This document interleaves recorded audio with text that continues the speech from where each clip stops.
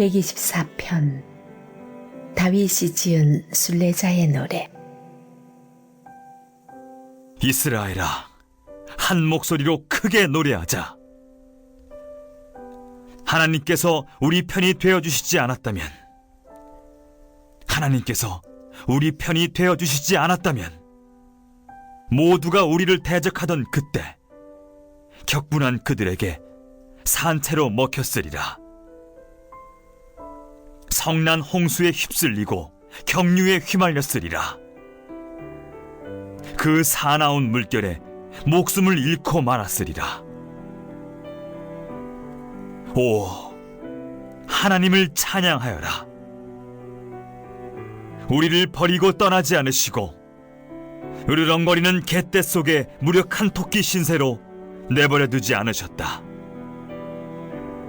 우리 그들의 성곤니를 피하고 그들의 올가미에서 벗어났다. 새처럼 자유를 얻었다. 그들의 소나귀에서 벗어난 우리, 비상하는 새처럼 자유롭다. 하나님의 강력한 이름은 우리의 도움. 하늘과 땅을 지으신 하나님이라네.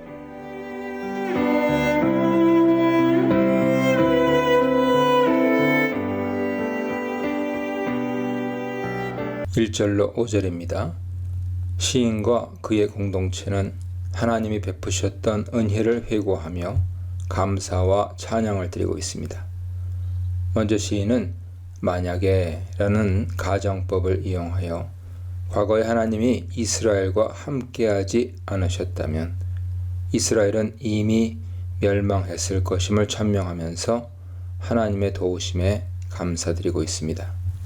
1, 2절에 여호와께서 우리 편에 계시지 아니하셨더라면을 직역하면 여호와께서 우리를 위하지 않으셨다면입니다. 하나님의 도움이나 하나님의 함께 하심이 없었다면 어떤 일이 벌어졌을까라는 가정을 이끌어냅니다. 시인은 이스라엘은 이제 말하라고 청중에게 명하면서 함께 과거를 회상하며 하나님의 구원을 선포하고 찬양하자고 권유합니다. 이스라엘이 하나님의 도움을 경험한 사건은 사람들, 대적들이 이스라엘을 거슬러 공격했을 때였습니다. 3절로 5절은 매 절마다 그때라고 시작하면서 1, 2절에 여호와께서 우리 편에 계시지 아니하셨더라면의 결과로 벌어질 수 있는 가능성, 즉 이스라엘이 원수들에게 멸망했을 것이라는 내용을 서술합니다. 이때 이스라엘을 공격하는 대적들의 기세는 맹렬한 불과 격렬한 물의 비유로 묘사되었습니다. 이러한 비유는 이스라엘이 대적에게 죽임당했을 가능성이 아주 높았음을 시사하죠. 또한 이와 더불어 하나님이 이스라엘을 구하신 것이 기적이며 은혜임을 간접적으로 부각시킵니다. 첫째 가능성으로 이스라엘은 불처럼 거세게 일어난 대적들에게 불타버렸을 수 있었습니다. 그들의 노여움이 우리에게 맹렬하여는 직역하면 우리를 거슬러 그들의 화가 불타오를 때란 의미로서 대적의 공격 기세가 불같이 일어나는 모습을 묘사합니다. 불의 화력이 너무 강력하므로 이 불은 이스라엘을 산채로 통째로 삼켜버렸을 것입니다. 이와 같은 대적의 파괴적인 기세는 하나님의 분노의 불이 타올라 음부나 땅의 소산이나 산들을 태워버리는 심판의 모습을 떠오르게 합니다. 둘째 가능성으로 이스라엘은 창궐하는 물과 같은 대적들에게 휩쓸려 떠내려갔을 것입니다. 4절로 5절에는 물과 관련된 말이 세 가지, 물들, 시내, 넘치는 물 세 가지가 등장하여 3절의 불보다 훨씬 강도 높은 기세를 보여줍니다. 여기서 물들은 잔잔한 물이 아니라 홍수나 쓰나미처럼 범람하고 파도치고 솟구치는 물입니다. 이 넘실대는 물이나 파도는 쏟아지는 우박이나 파괴하는 광풍과 마찬가지로 아수르나 바벨론처럼 강력하고 무자비한 힘을 가진 이방 군대 세력을 표현하는 데 사용되었습니다. 하나님이 이스라엘과 함께하지 않으셨다면 이런 물이 이스라엘을 휩쓸고 갔을 뿐 아니라 그들의 영혼을 삼켜버렸을 것입니다. 물이 우리 영혼을 삼켰을 것이라 라는 표현은 직역하면 물이 우리 영혼 위로 지나갔을 것이라 로서 이스라엘이 물에 빠져 완전히 멸망했을 것임을 나타냅니다. 이스라엘이 지금 존재하고 있는 것은 전적으로 하나님의 도움이며 하나님의 은혜입니다. 6절로 8절입니다. 이제 시인과 그 무리는 만약 하나님이 우리를 위하지 않으셨다라면 이라는 가정에서 벗어나 현실로 돌아옵니다. 시인은 6절에서 여호와를 송축하라고 시작하는데 이는 8절의 찬양과 함께 이 단락의 주제가 찬양임을 보여줍니다.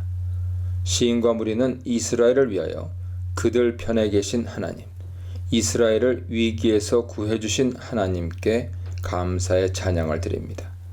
이때 하나님의 구원의 행적은 두 가지 비유로 설명되었습니다. 첫째, 이스라엘은 짐승의 먹잇감이었으나 하나님이 이들을 짐승의 이빨에서 구하셨습니다. 6절에서 우리를 내주어 그들의 이에 씹히지 아니하게 하신 여호와라는 번역은 직역하면 우리를 그들의 이에 먹잇감으로 내주지 아니하신 여호와로서 살짝 다르지만 생생함과 현장감은 직역보다 더 잘 표현되어 있습니다. 앞서 2절로 5절에 언급된 이스라엘의 원수는 사나운 짐승처럼 이스라엘을 잡아 자기 먹이로 입에 넣었습니다. 아모스가 묘사한 이방 군대처럼 이들의 이빨은 사자의 이빨 같고 그 어금니가 암사자의 어금니와도 같았을 것이므로 이스라엘은 그들의 이빨에 다 부수어졌을 것입니다. 그러나 하나님은 이스라엘에게 결코 이런 일이 일어나도록 허락하지 않으셨습니다. 둘째, 이스라엘은 사냥꾼의 사냥감인 새와 같았으나 하나님이 이들을 사냥꾼의 올무에서 건지셨습니다. 7절에 사냥꾼이라는 단어는 덫을 이용해 새나 짐승을 잡는 자들을 뜻하며 올무는 새 등을 잡는 덫을 가리킵니다. 사냥꾼은 새나 다른 짐승을 잡겠다는 분명한 목적의식을 지닌 자들이죠. 대부분 이런 덫이나 올가미는 새가 자주 드나드는 곳에 구덩이를 파서 두거나 가지로 덮는 등 속임수를 이용하여 설치됩니다. 실제 새를 사냥하는 사람들은 끼니를 위하거나 새를 내다 팔아 수입을 얻으려는 자들입니다. 그러나 성경에서 사냥꾼은 의인을 잡아 해하려는 악인들을 묘사할 때 때로 등장하며 올무 또한 이 악인들의 간교한 계획이나 악행을 묘사할 때 사용되었습니다. 예레미야 5장 27절 이어보세요. 한편 올무에 걸린 새는 자기 주변에 그런 올무가 있었는지도 인지하지 못하며 미끼나 그물에 들어가는 순간에도 자기의 생명이 위협받는지조차 모릅니다. 잠언 7장 23절 보세요.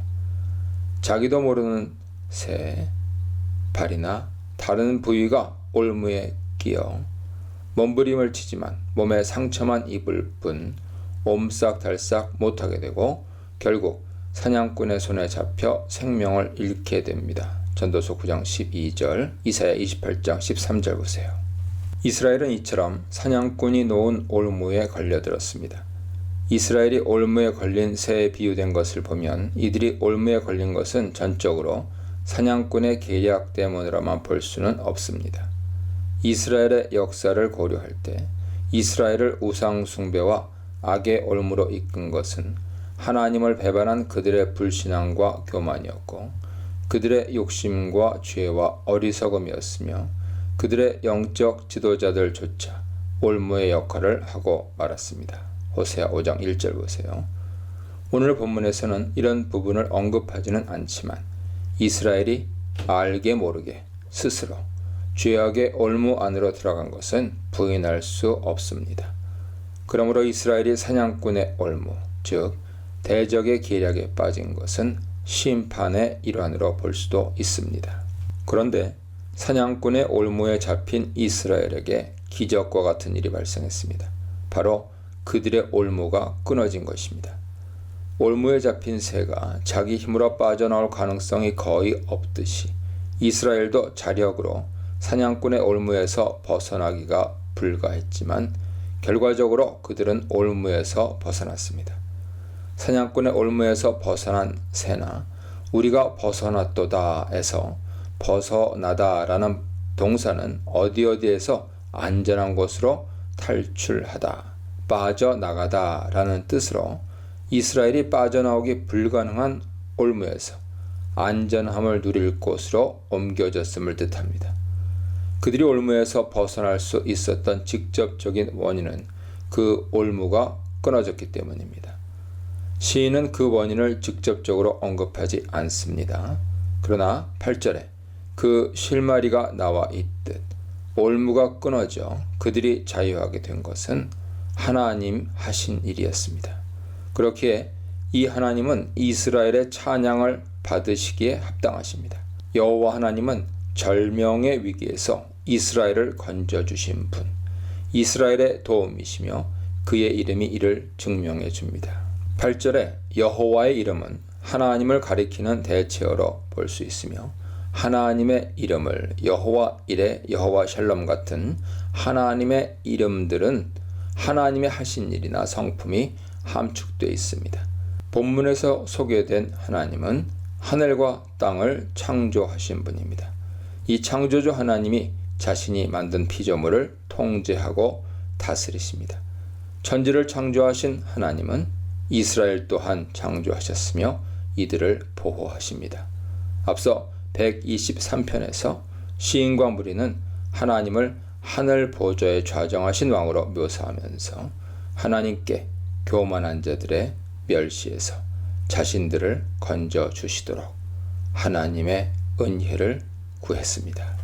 당신을 의지하는 편에 서시는 하나님, 급류에서 건지시는 하나님, 구원하시는 창조주 하나님에 대해 묵상해 보시기 바랍니다.